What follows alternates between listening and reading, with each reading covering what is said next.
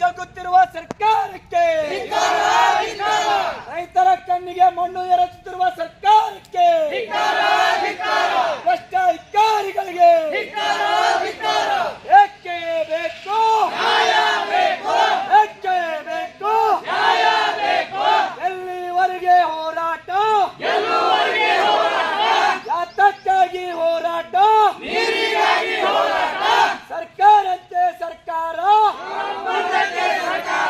ಕಾನೂನಂತೆ ಕಾನೂನು ಏಕೆ ಬೇಕು ಏಕೆ ಬೇಕು ಯಾತಕ್ಕಾಗಿ ಹೋರಾಟ ಭ್ರಷ್ಟ ಅಧಿಕಾರಿಗಳಿಗೆ ರೈತ ವಿರೋಧಿ ಅಧಿಕಾರಿಗಳಿಗೆ ರೈತರ ಕಣ್ಣಿಗೆ ಮಣ್ಣು ಎರಚುತ್ತಿರುವ ಅಧಿಕಾರಿಗಳಿಗೆ ಜೈ ಜವಾನ್ ಜೈ ಜವಾನ್.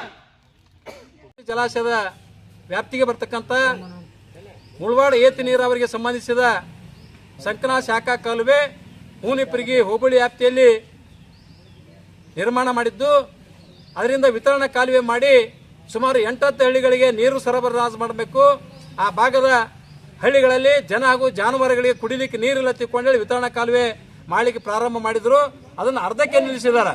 ಇನ್ನು ಕೇವಲ 2 ಕಿಲೋಮೀಟರ್ ಮಾತ್ರ ಆ ವಿತರಣಾ ಕಾಲುವೆ ಕಾಮಗಾರಿ ಆಗಬೇಕಾಗಿದೆ. ಹಲವಾರು ಬಾರಿ ಸಂಬಂಧಪಟ್ಟ ಕೆಪಿಜನ್ ಅಧಿಕಾರಿಗಳಿಗೆ ಪ್ರತಿಭಟನೆ ಮೂಲಕ ಮನವಿ ಕೊಟ್ಟಿದ್ದಾಗಿದೆ. ಮಾನ್ಯ ಜಿಲ್ಲಾಧಿಕಾರಿಗಳು ಕೂಡ ಒಂದು 2-3 ಬಾರಿ ಕೊಟ್ಟಿದ್ದಾಗಿದೆ. ಕೇವಲ ಭರವಸೆಯನ್ನು ಕೊಟ್ಟಿದ್ದಾರೆ. ಇಲ್ಲಿವರೆಗೂ ಕೂಡ ಆ ಭರವಸೆಯನ್ನು ಈಡೇರಿಸಿಲ್ಲ. 15 ದಿವಸ ಅವಧಿ ಕೇಳಿದ್ರು. ನಾವು 1 ತಿಂಗಳು 10 ದಿವಸ ಇರಲಿ ಪರವಾಗಿಲ್ಲ ತಿಳ್ಕೊಂಡು ಹೇಳಿ ನಾವು ಅವಕಾಶ ಕೊಟ್ಟರು ಕೂಡ ಇನ್ನಿವರೆಗೆ ಏನೋ ಅವರು ಕ್ರಮ ಕೈಗೊಂಡಿಲ್ಲ, ಆದೇಶನೂ ಕೂಡ ಮಾಡಿದ್ದಿಲ್ಲ. ಆ ಕಾರಣಕ್ಕಾಗಿ ಆ ಭಾಗದ ಜಾನುವಾರುಗಳನ್ನ ನೀರಿಗಾಗಿ ಸುಮಾರು 3-4 ಕಿಲೋಮೀಟರ್ ನೇಲಿ ನೀರು ಅದಾವಲ್ಲಿ ಹುಡುಕಾಡ್ಕೊಂಡು ಹೋಗಿ ನೀರು ಕೊಡುವಂತ ಪರಿಸ್ಥಿತಿ, ಕೆಟ್ಟ ಪರಿಸ್ಥಿತಿ ಬಂದ ಕಾರಣಕ್ಕಾಗಿ ಇವತ್ತು ಅನಿವಾರ್ಯ ನಿನ್ನಿನ ದಿವಸ ಆ ಭಾಗದ 8 ಹಳ್ಳಿಯ ರೈತರು ಇವತ್ತು KBJNL ಕಚೇರಿ ಮುಂಭಾಗದಲ್ಲಿ ಜಾನುವಾರುಗಳೊಂದಿಗೆ ಬಂದು ಇಲ್ಲಿ ಅಹೋರಾತ್ರಿ ಧರಣಿಯನ್ನ ಪ್ರಾರಂಭ ಮಾಡಿದ್ದಾರೆ. ಇದು ಅಖಂಡ ಕರ್ನಾಟಕ ರೈತ ಸಂಘದ ವತಿಯಿಂದ ಈ ಹೋರಾಟ ನಡೀತಾ ಇದೆ.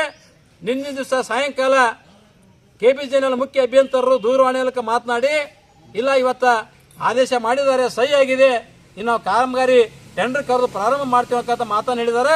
ಕೇವಲ ಆದೇಶ ಪ್ರತಿ ಕೊಟ್ಟರೆ ನಾವು ಒಪ್ಪೋದಿಲ್ಲ, ಕಾಮಗಾರಿಯಲ್ಲಿ ಚಾಲನೆ ಕೊಟ್ಟಾಗ ಮಾತ್ರ ನಾವು ಧರಣಿಯಿಂದ ಹಿಂತೆಗಿತೇವೆ ಅಂತಕ್ಕಂಥ ಮಾತನ್ನ ಆ ಭಾಗದ ರೈತರು ಹೇಳ್ತಾರೆ. ಅದಕ್ಕೆ ನಾವು ಕೂಡ ಬದ್ರಿದ್ದೇವೆ. ಅಖಂಡ ಕನ್ನಡ ರೈತ ಸಂಘ ಇದು ಸಂಪೂರ್ಣ ಬೆಂಬಲ ಇರ್ತದೆ. ಯಾವುದೇ ಕಾರಣಕ್ಕೂ ನಾವು ಧರಣಿಯಿಂದ ಹಿಂಸರಿದಲ್ಲ ಮಾತನ್ನ ಈ ಸಂದರ್ಭ ನಾನು ಹೇಳಿಕೆ ಇಚ್ಛೆ ಪಡ್ತೇನೆ. ಅರವಿಂದ್ ಕುಲಕರ್ಣಿ, ಅಖಂಡ ಕನ್ನಡ ರೈತ ಸಂಘ, ರಾಜ್ಯ.